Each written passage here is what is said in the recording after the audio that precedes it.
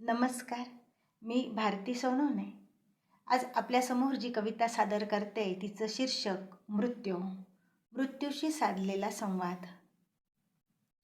काळ झडप घालतोस तू तेव्हा उठतो एकच कल्लोळ, जीवाच्या अकांताने फोडलेले टाहो हंबरडे.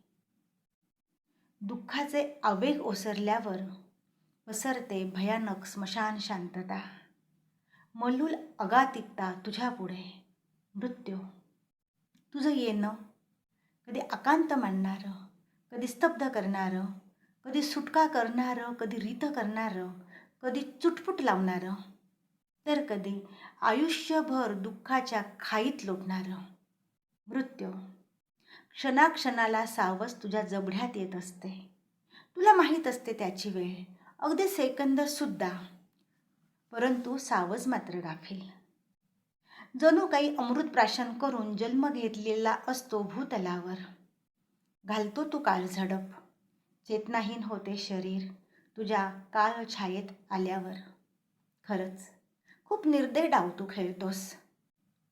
तुझी वाट पाहत थकलेले देह क्षमायाचना करतात तुझी सुटकेसाठी. तेव्हा तू बहिरा झालेला असतोस. तर उमेदीनं खूप सारी स्वप्न उराशी घेऊन जगणाऱ्यांवर अचानक घाला घालतोस. मृत्यू खूप क्रूर डाव तू खेळतोस. घरातला कर्ता पुरुष नेतांना तुझे हात नाही थरथरत. आजी आजोबांना नेताना तू होत नाहीस कातर. घरातल्या लक्ष्मीला नेताना तू जराही विचलित होत नाही. उघड्यावर पडणारा तिचा संसार पाहून तुझे काळीज कसे रे चिरत नाही. बाळाच्या आईला घेऊन जाताना नाही पीळ पडत का तुझ्या हृदयाला. कोवळ्या अभ्रकाचा घास कसा घेता येतो रे तुला. टपकन मारावा डास शरीरावर बसलेला तसा तू नेतो एखाद्याला. तर काहींना लावतो ICU मध्ये प्रतीक्षा करायला. मृत्यू काळीज नावाचं अवयवच नाही तुझ्या शरीरात. निरनिराळ्या तऱ्हा तुझ्या येण्याच्या धगधगत्या ज्वालात गिळंकृत करतो तू देह. तेव्हा जाणीव होते क्षणभंगूर आयुष्याची. अवघे आयुष्य तू काही मिनिटात दृष्टीआड करतो. जाणीव होते तुझ्या न नाकारता येणाऱ्या अस्तित्वाची, अटळ सत्याची. मृत्यू खूप दिवसापासून उपाशी असल्यासारख्या तुझ्या आगीच्या ज्वाळा स्वाहा करतात अवघा देह लपलपत्या जिभल्यांनी. तू काय होतोस. तुझी कर्तव्य तू चोख पार पाडतोस.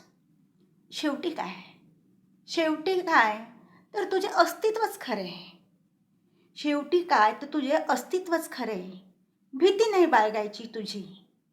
पण तुझी नजर केव्हाही कुठेही पडू शकते याची जाणीव ठेवून आयुष्याच्या प्रवासात अनेक अर्थांनी समृद्ध अनुभव घेऊन तुझ्या स्टेशनापर्यंतचा प्रवास थोडा तरी सुखकर होईल. तू आला आणि परतण्याची घाई झाली असे वाटणार नाही. तुझ्या येण्याला फक्त निमित्त असते. जर तरचा शाप असतो. तू घेऊन जातो जीव क्रूरपणे. तू घेऊन जातो जीव क्रूरपणे बहाणे मागे ठेवून. उरतात फक्त चर्चा, भोग आणि प्रालब्धांचे हिशोब. उरतात फक्त चर्चा, भोग आणि प्रालब्धांचे हिशोब. धन्यवाद.